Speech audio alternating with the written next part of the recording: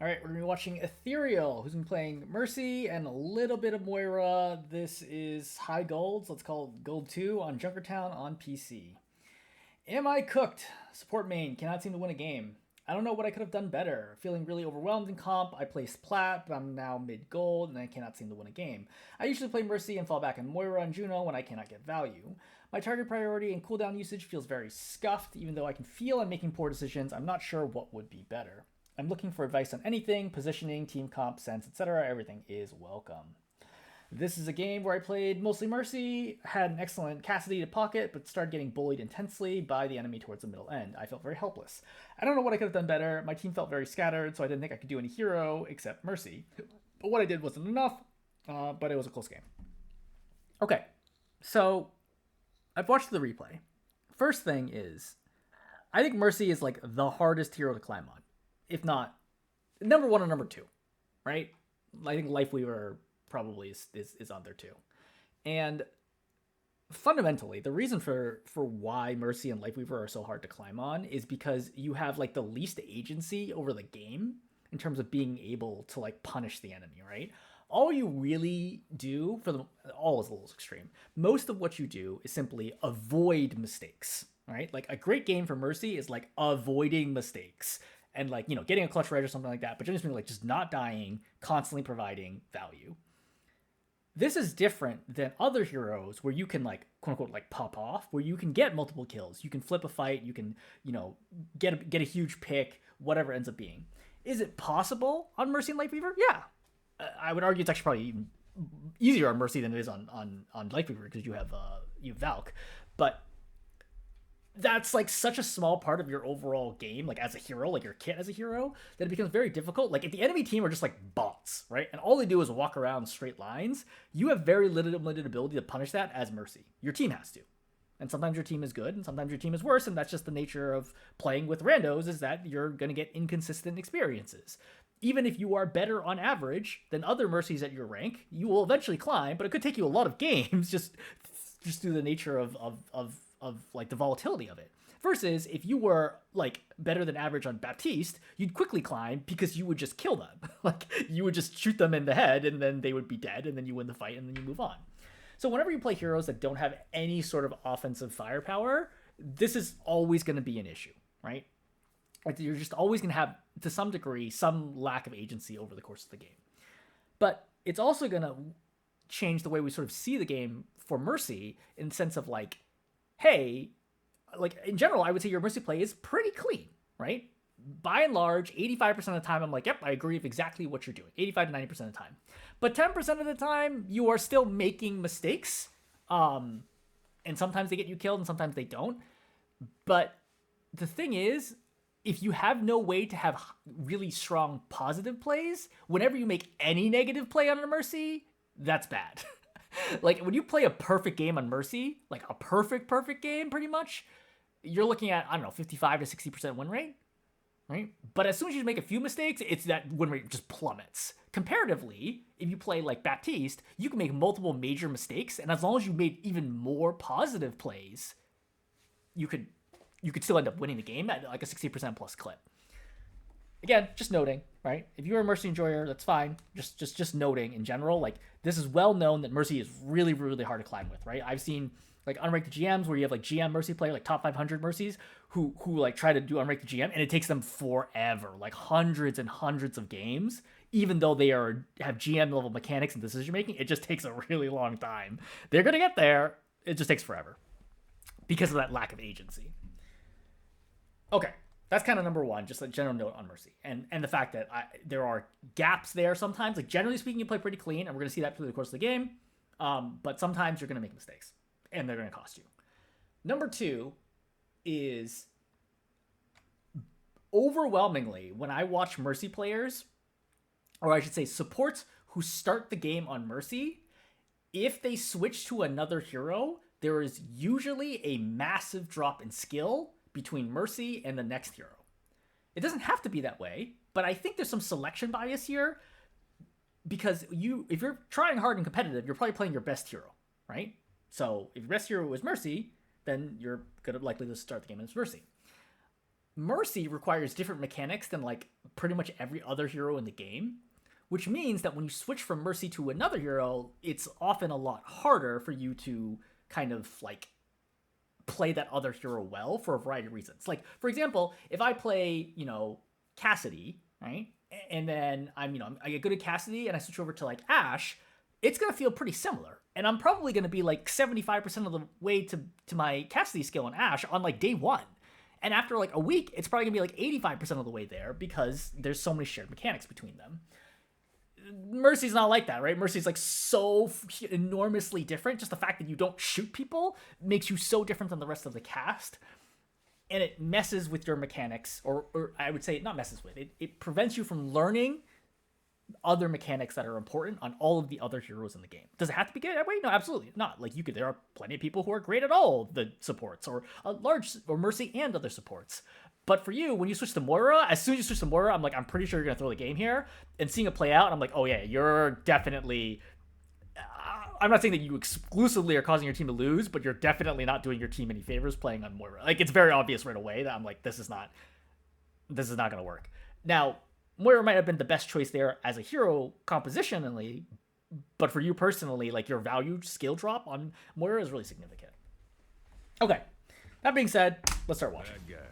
So you're doing the right thing here on Mercy, right? I think you understand conceptually what you're doing Mercy, which is like, look, stick with DPS almost entirely, and you want to be blue beaming them as much as you can, right? And occasionally, heal when necessary. But your goal of the game is to get as little healing as possible. I mean, not quite that way, but like basically try to blue beam as much as you possibly can. So we're mostly just sticking with blue beam, which is great. Like you're checking around, making sure nobody's flanking you, which is good, right? You look at the Orisa and you're like, yeah, she's getting kind of injured, but like I have an auto on my team. It's not my job to heal a tank, which is correct, right? You're absolutely doing the correct thing here, which is like, look, your Orisa is not in trouble. Like she's not going to die here. Just blue beaming here is the correct call because you never know if the Cassidy might headshot somebody. Like it could easily be a pick right now. So you hide here. Everything so far, I would say, is basically like perfect play, right? Like seriously, like I don't know a single thing that I could really say differently here. Effectively perfect play. Again, obviously it's very simple, right? It's easy at the start of the game, but we're fine. So Hanzo comes out. You're gonna blue beam here, which is okay. I think there's actually a reasonable scenario where you just pull out a pistol and kill him because the Hanzo can't dodge you right now. When you have someone flanked like this and they have someone in front of them, they're going to be dodging left right, which relative to you makes it very, very easy to hit them. So in this situation, right, if you imagine, hey, right, this is your teammate, this is you, here's the Hanzo, he's going to be AD strafing, right, left-right strafing, so he's going to be left-right strafing, which means if you just shoot in a straight line, you're going to hit basically every single shot. Mercy Pistol, I don't know what it is off the top of my head. I would guess it's probably like 140 DPS. That's massive. That's like a huge amount of damage. Now, granted, your Cassidy might just like one-tap him right away here with like a fan or like a headshot, etc. Won't actually kill him, but basically functionally one-tap him. And like damage just might help. But like honestly, like considering the fact I don't necessarily remember how much ammo the Cassidy has, I would probably just pull out my pistol right now and kill Hanzo. Like I know I'm gonna kill the Hanzo right now if he stays. If he jumps away, that's fine.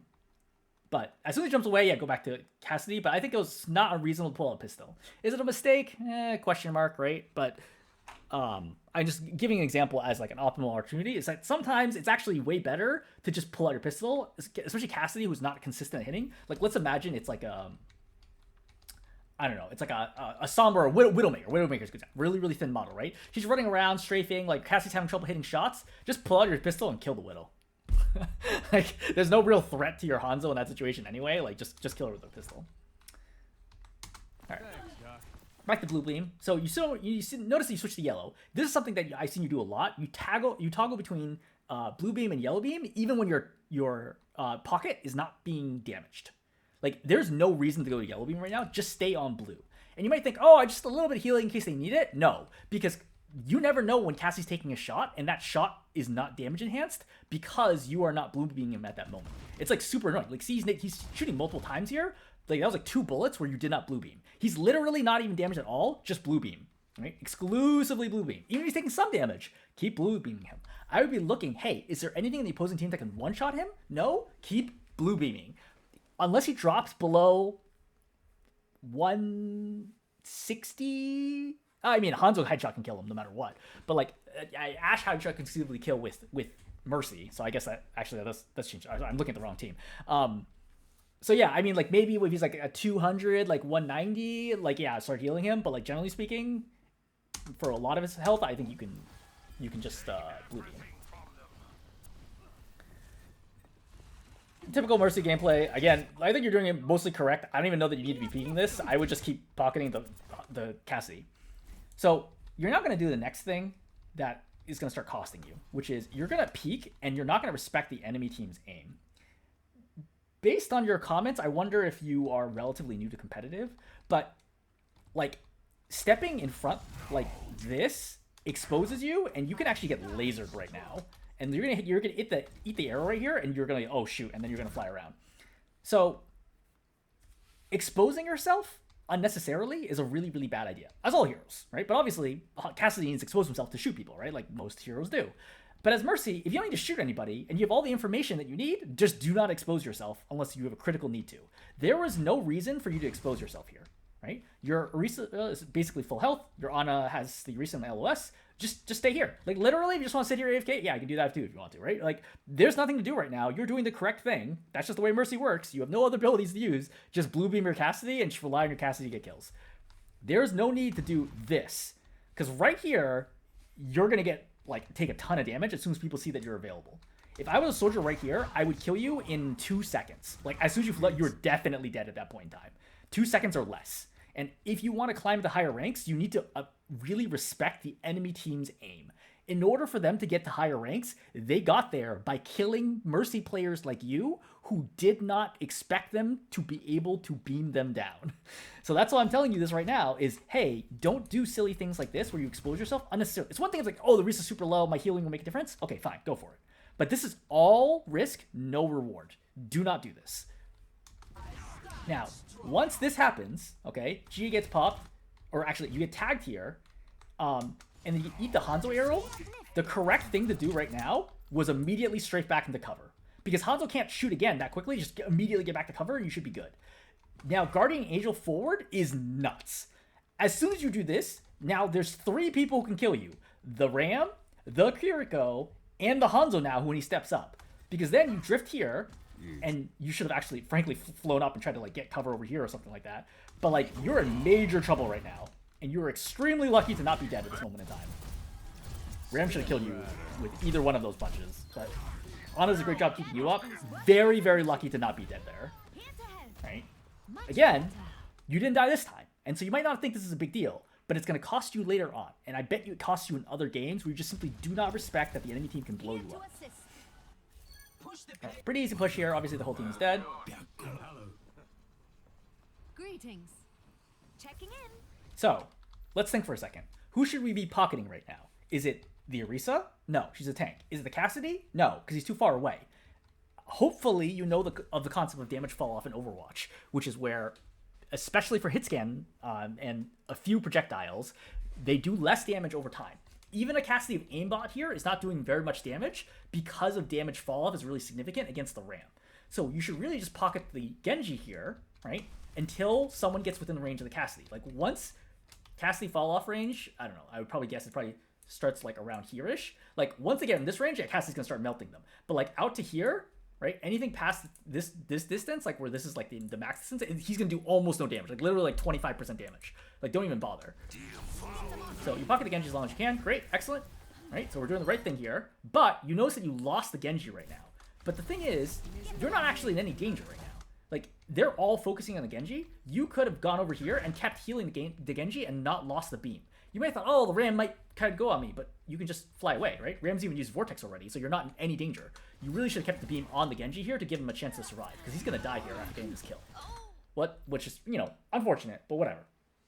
Like, it starts this chain reaction, though, where you don't cap this point, which is why I'm flagging this. So, next thing is, Moira flies onto the point. She fades right away. What do? Well, she's got to die. The Moira has to die right now. She just faded onto the point. She must die right now. Okay. You also know that she doesn't have orb because she just used it, which is a huge mistake. Right? But she's going to fade. And here she goes. Now, what's the plan here? The plan here is to kill the Moira.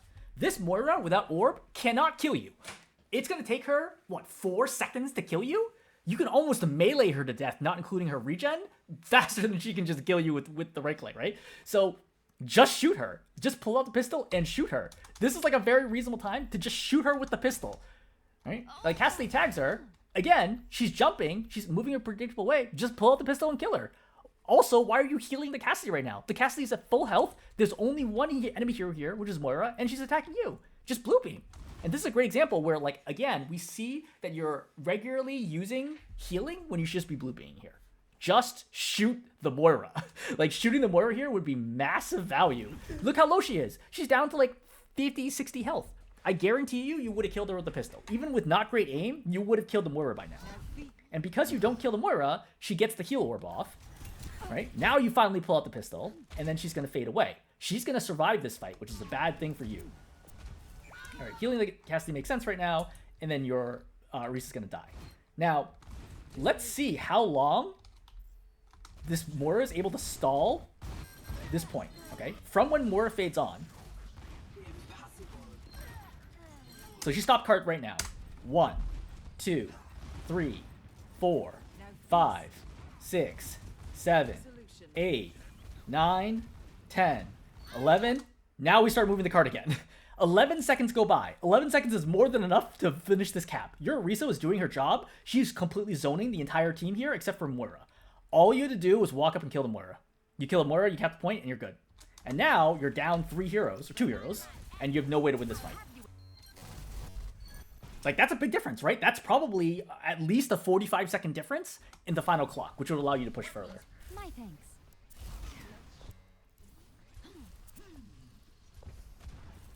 Alright, so we're pushing here. So we're gonna start this little flank. You're trying to heal them both up. Onwards to victory. I don't entirely know what you saw here to make you think I want to Valk, but it's like not a bad timing, right? You're kind of like pushing in here. They are all still alive. Yeah, they're all still alive. So it's like not entirely unreasonable, but it's also like a little bit of risk. But like Valk is like not a high value ultimate anyway, so it's like fine. I don't know that why you're pistoling now. Like this is the funny thing is like your Genji is low.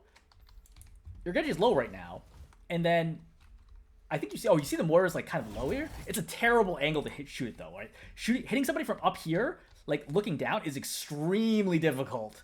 Like you should get into the same vertical dimension of them, so you could only miss left, right, as opposed to up, down as well. Right? You basically do no damage there. Again, notice that you're healing people who do not actually need healing. That should have been blue beam on a reset.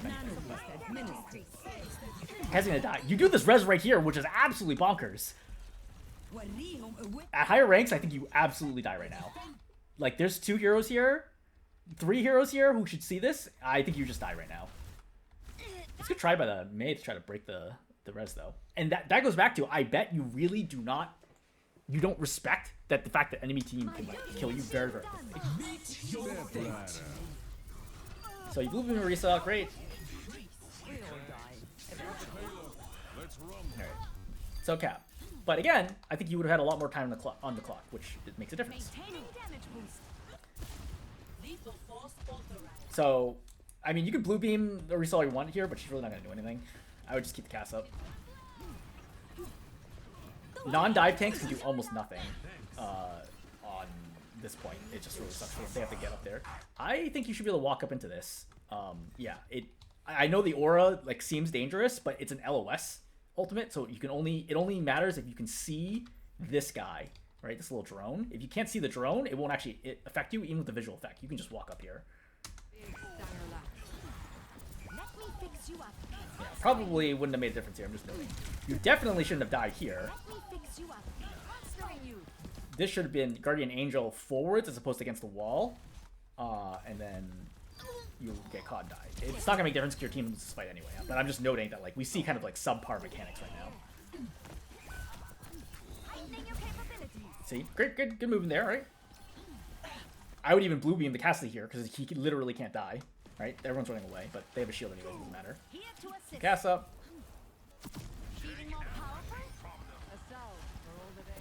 Reminder, the tank here in this situation is not going to change the fight. It's the DPS or who's going to win this fight. So I don't care about the Orisa. This Orisa's never gonna die, and I bet you don't play enough tank to know this. But like this Orisa cannot die against this Ramatra. If you left this Orisa alone for 10 seconds, she'd still be alive. It's mathematically impossible for this Orisa to die. Like it will take forever between Fortify, Spins, and Javelin. She cannot die here. So I wouldn't even worry about this Orisa, like against a Ramatra, right? Against like a Roadhog or someone, like yeah, it's possible she could die. Or like Maga, yeah, she could die. But against Ram, impossible for her to die. So focus on blue beaming the DPS, right? Don't worry about your tank. It's fine. Worry about your Genji. Onwards to victory. So you feel nervous here because you see 2P heroes low, and you're like, oh, I gotta pop Valk, but like this is such a bad situation. Like they're not gonna be able to do anything with this Valk. Yep, that's exactly right. Because like they're pinned in a corner with only the tank in front of them. They have no control of high ground. This Valk's not gonna do anything. Just save it, right? I think neither one of those heroes is gonna die anyway. I think you could just heal them up. But you see, now you have Valk, and you're like, wait, no one's dying. Well, no one's dying because this is not gonna accomplish anything. Moira's killing multiple people in your backline, and your Orisa's gonna die. Should die. Shockingly not dead. There we go, finally. So, I want to kind of be a little bit educational here and point out what this experience looks like from your Orisa's perspective. So you pop Valk here, right? And you get nervous. You're like, oh god, they might die here. I want to show you how impossible it is for your Orisa to kill anybody. She spins. She shoots the ram. Aim's like reasonable here, right? Oh, shield gets popped. She's still shooting the ram. Okay, she javelins him, hits the javelin, right? Still shooting him, spins him, right? Still shooting him. She's gonna pop Fortify. Still shooting him, javelining him, still shooting him. Gets the health, still shooting him. No one's gonna die here. Like, and this is part of what like is the next level of Mercy once you clean up all of the mechanical mistakes is understanding what is or is not possible right now. The Orisa never had any chance of killing this Ramatra. Even if it was the best Orisa in the world, she could not kill the Ramatra. She might have killed some of the other backliners who like were a little overextended, but the Ram was never going to die here. And so your Valkyrie does not actually, and that was with Valk.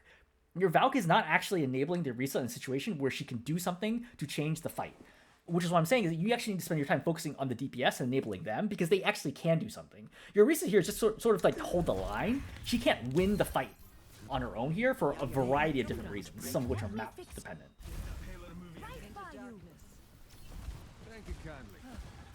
Again, blue beam, right? Stick with blue beam.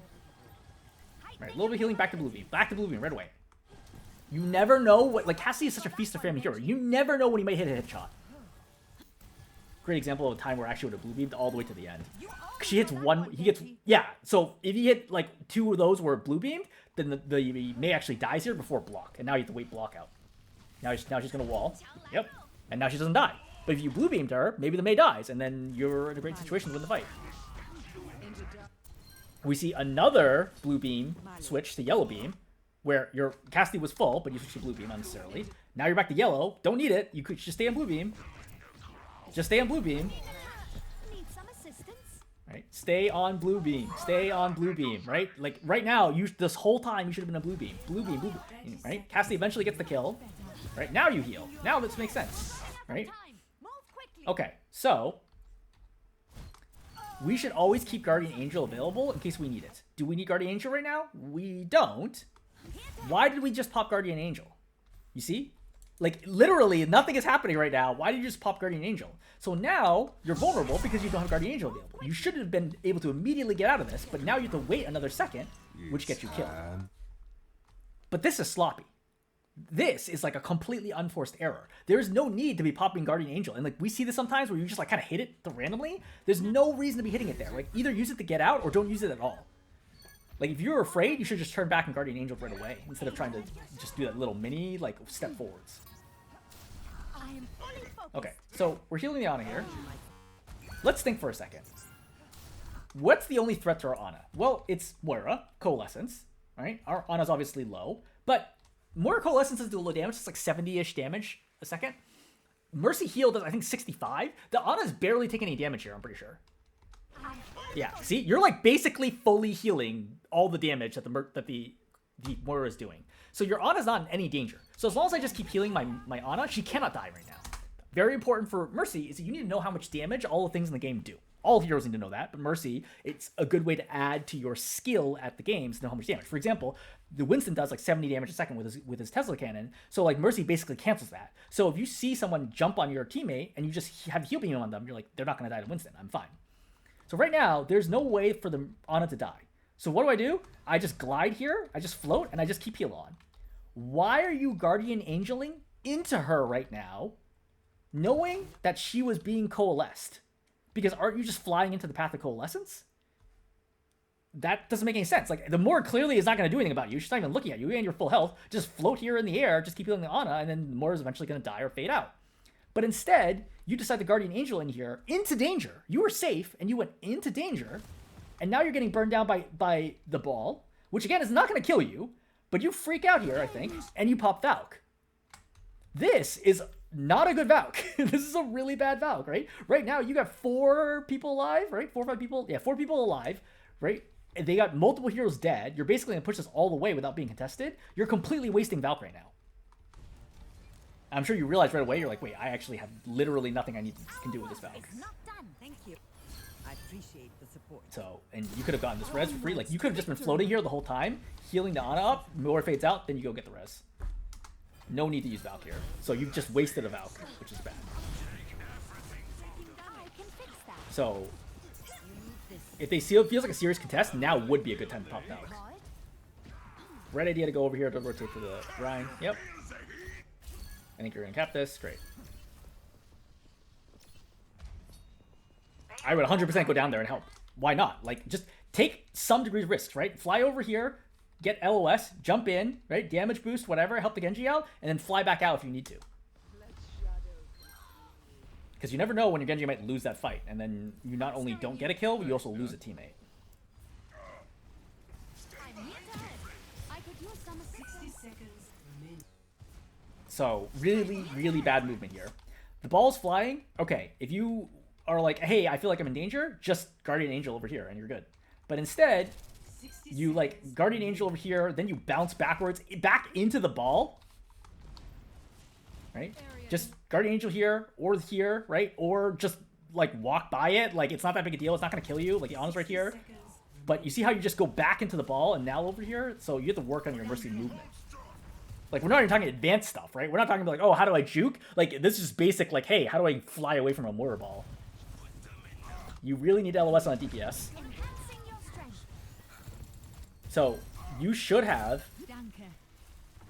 been keeping an eye right here. You should have already rotated to the Genji. So you're literally doing nothing right now. And you're damage boosting your Ana, which is funny because she's not damaging someone. She's actually trying to save your Rhine right now. If anything, you should be healing the Rhine right now. Enhancing your strength. Getting stuck right here is a great way to die. I can't believe that the soldier does not kill you here. And this is probably the reason why you fell out of plat, is because sitting like this right now, floating, like descending like that is crazy. If you get stuck in a weird position, just let go, right? Fall quickly and then start dodging. You're much easier to hit when you're floating like that than when you are on the ground. Survive too much to die now. All right, so you try to heal the Ana, correct call, right? Ball's here, right? So disruptor shot. There's no space in here. You can see the outline. Just play in this corner as long as you can. All right, Ana dies, pull out pistol, shoot it out. Not that it's going to matter. I'm just noting that, like, knowing what is the correct thing to do is important because sometimes it will matter. In this scenario, it's not going to matter at all.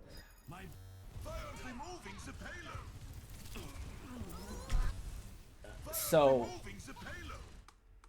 obviously, you just saw, I think, Dynamite go down, and you saw Disruptor Shot go down. So what do we do here? Well, let's just fly towards the Reinhardt, right? Switch over here, and we're good. Right? And then we can get ready to go help the Genji. Instead, you just walk off into it, then you eat Dynamite, and you eat the Disruptor Shot, and then you're nearly dead already. Just any little bit of chip damage, they would have killed you. You're just not aware of, like, what's going on, like, on the battlefield. And, like, that obviously hurts you. Genji pops Blade, damage boost, right? Okay, heal. Yeah, that's fine. Unfortunate that you died a bomb. But, I mean, like, it's... I think with better movement, I think you could have survived this, right? Just like let go, glide faster, and get to the edge. I think you should have been able to survive this. But like, grand scheme of things, like that's not the worst thing that's happened so far. All right, defense. Yep. One of the Cassidy, this is fine.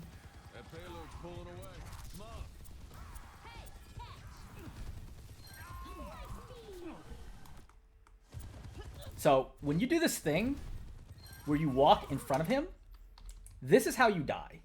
Because everybody is going to be shooting him, right? You know people are shooting him. You see it, you hear it, you see his health going down. Don't walk in front of him like this, right next to him. And then, because that's how you get lasered down. You should just be like, look, I'm going to stay totally in cover until I need to not be in cover. Really shouldn't be your job to heal Orion here. He is low, so I think I'm like fine. I agree with this. I'm just noting that in general, I don't want to be doing this. Yeah, I mean, pocket the Ashe. Okay, you see Juno's low. Yep, I think it's good. Rotate here. Try to keep Juno up. Don't damage boost her. Yep, keep the Ashe up. Another good example of like this is a bad GA. So you fly up, but as soon as you see your drop down, you should cancel, right, and then duck in over here. Like this floaty thing is gonna get you killed all the time. So Reinhardt dies, unfortunate. I would be thinking here for res. It is a possibility that they are gonna be too busy here and not realize it, and you could maybe go for the res. So I would have considered, hey, dropping down here, going here, and then getting the res off. Because without the Ryan, you're going to lose this fight anyway, so like I would definitely be taking the chance right now. Because I know my Cassidy is engaging with the soldier. I'm like, hey, look, I'm just going to leave the Cassidy. I'm like, okay, maybe my Ashe dies. Yeah, that's fine, right? I'm going to use this opportunity to get back over here, and I'm going to try to get the res right now. Yeah, I think not trying to raise the Reinhardt here is Reinhardt here is a mistake.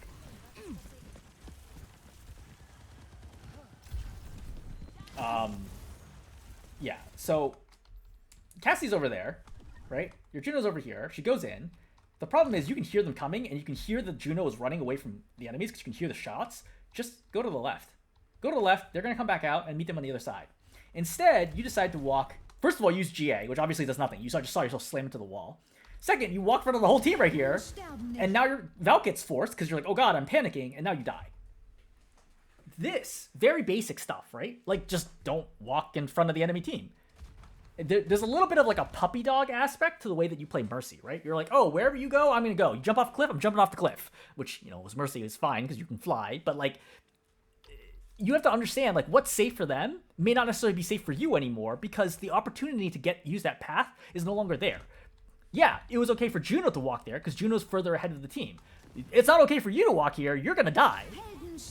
And you realize it right away, but then you pop Valk, and again, you're going to die here anyway. Like, now you've wasted Valk again. So now we see consistently you're not getting good value out of your Valks over and over and over again. And as a hero that has very little other value, you really need to make sure, like additional utility, you really need to make sure your Valks are at least decent. So this is a good opportunity for Valk, right? You got two hurt heroes. They're pushing the car hard. Like, Valking right now, keeping them all up so that we can start contesting. That would be a good use of Valk right now. But you don't have Valk, obviously. Right? Now you have the flank pressure. Again, if you had Valk, you could heat both of them up. And then you can immediately dive the soldier with a pistol and kill her or force her off the angle. But without Valk here, there's, like, literally nothing you can do about this. Alright? You're just, like, trying to keep people alive, doing, like, the right thing, but... Here's Moira, and you're gonna die. Again, if you use your tools ahead of time, it's not gonna do anything. So we're gonna pop Moira right now. First I want to make sure that you understand the jump trick.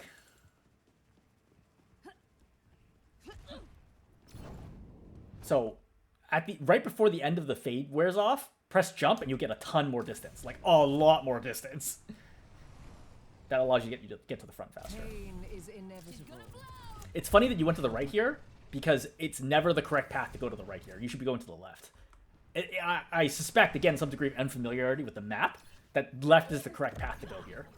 You have my thanks. You just don't heal your Ashe in front of you, who just took a ton of damage. You have my thanks. Like, she just got chunked here. She's missing 75 health. You should be healing her. Like, this is a quick heal as you walk by. I don't know why you're damage boosting, or, like, right-clicking right now. It's not, obviously not, there's nobody there. Now you're finally healing the Ashe, but I would note that Moira's heal is actually a spray of particle effects, so you can miss it. So this is not healing her. This is not healing her. This is not healing her.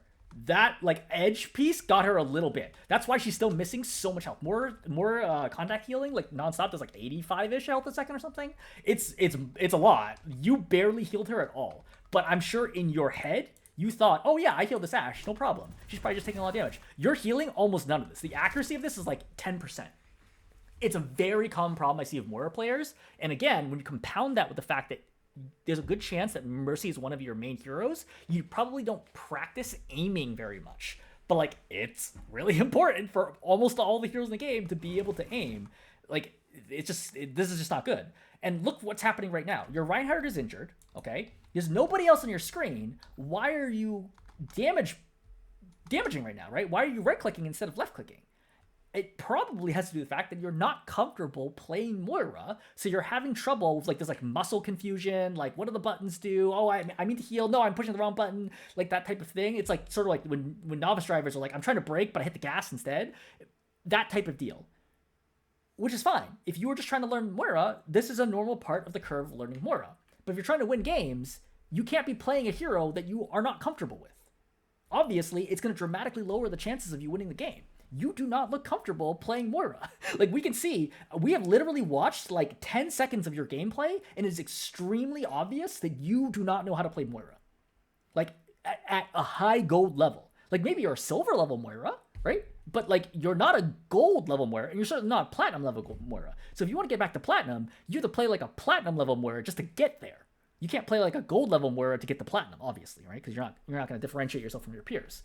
So, again, it is super obvious that you are not actually good at Moira. So you kind of need to make, like, this gut check decision, like, do you want to get better at Moira? If so, yeah, grind Moira, right? I would say if you want to get better at Moira, just stop playing Mercy completely and just play Moira. You're going to lose a bunch of games, but you're going to learn a lot, and eventually your Moira will get to the level of your Mercy.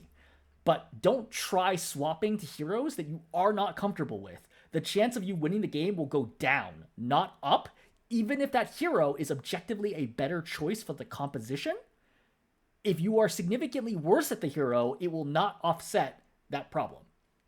Or rather, the bonus you get from playing the right hero will not offset your lowered skill. It's more important to play heroes you're good at than the right heroes. Quote unquote right heroes.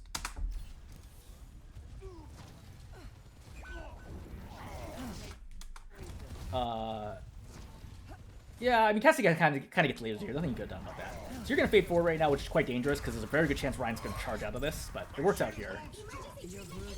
At higher ranks, there's no reason the Ryan would not have charged out of that, but... Alright, so you're trying to stay on the Ryan.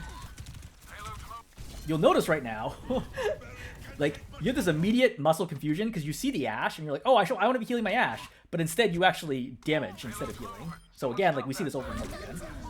So...